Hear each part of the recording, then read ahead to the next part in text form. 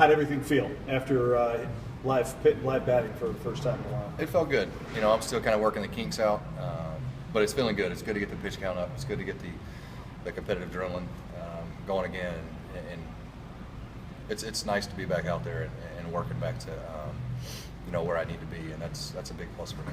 Anything not work or anything not feel the way it's supposed to? No, it's just kind of come down to feeling. I need to get my breaking balls, over for a little more comfort of being able to know if I can throw those for strikes. But that's going to come with time. That's the second time out, facing another team. So getting the adrenaline, being able to go out there and throw a bunch of strikes is really the biggest thing right now. Is there any apprehension taking the mound for the first time in a game when you're coming off an injury? When you throw those first couple pitches? No, not really, because I've aired it out pretty good, during all the rehab stuff. So that's been good, and they've really let me have free reign on it, and I've done a good job of trying to just say, you know what, let it go, try to get all the achiness and the soreness out. So I know when I go out there to compete against a team, that's all I want to worry about is competing against that team. I know physically you said you felt good out there, but mentally, is there a mental relief when you take a mound for a first time after nearly a year being off the mound? Yeah, no, there definitely is. There's always a little bit of the jitters and a little bit of doubts with that, and that's part of the rehab. That's something I've never had to go through before. But talking to some of the guys that have done it, it's been great to lean on those guys and learn from them. But you got to experience for yourself. And, you got to go out there and do it. Have they talked to you about a timetable at all as to when they expect you or hope that you're back in San Francisco? No, not exactly. I know that I need to get some more innings in. I need to get the pitch count up, and then we'll worry about that when it comes around. You can probably remember when you were in Double-A or Single-A and somebody came through and made a rehab assignment. How do you try to pay it forward to the way that it was paid to you when you were in these guys' positions? Yeah, the rehab stint I remember was Jason Schmidt in High A in San Jose. He came down and threw a game. Actually, I think he threw the game before I did. One of my first start in San Jose. So it was pretty eye-opening. You see a guy come down there and throw the ball the way he did, and he just kind of stuck to fastball, changeup, and he made it look so easy. And being a 19-year-old kid, you're just like, golly.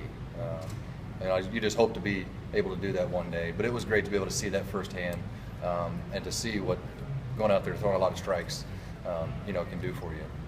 And that was definitely helpful for me. You stayed with a lot of fastballs. Was that the plan, or were you just trying to work in so it was comfortable at this point? A little bit of both. I know in the past years, I have kind of gotten away from throwing some fastballs, but the biggest thing was just I want to go out there and throw a bunch of strikes. I know these guys are pretty fastball happy from talking to Klein and talking to Jackson Williams and these guys. They just played them. So going out there and throwing, with a team that's swinging at a lot of fastballs, being able to get some good outs on those is always a good builder.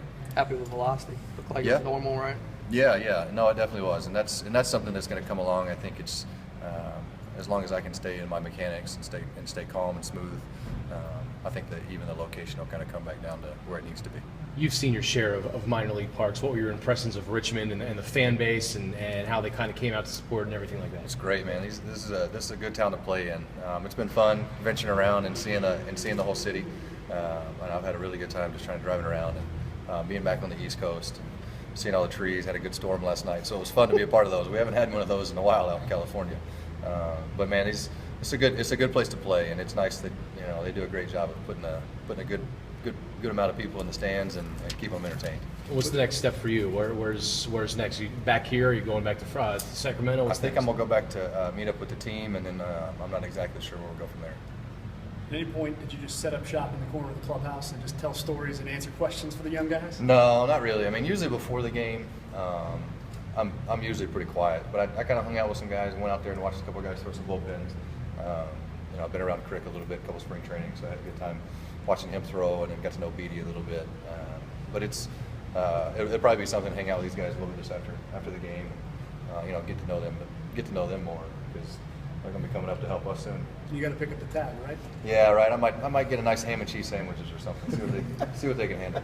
Do you get a lot of questions or requests for advice or for tips when you're doing one of these? You can, but I think the biggest thing is you're just trying to watch and see what guys are doing, letting them have fun, and just kind of putting that on that experience that we've gone through it. We know what you guys are doing, and kind of let it have some time. That's the hardest thing, is being a young kid. and wanting to rush it too fast. You know, sometimes everybody's timetable is a little bit different.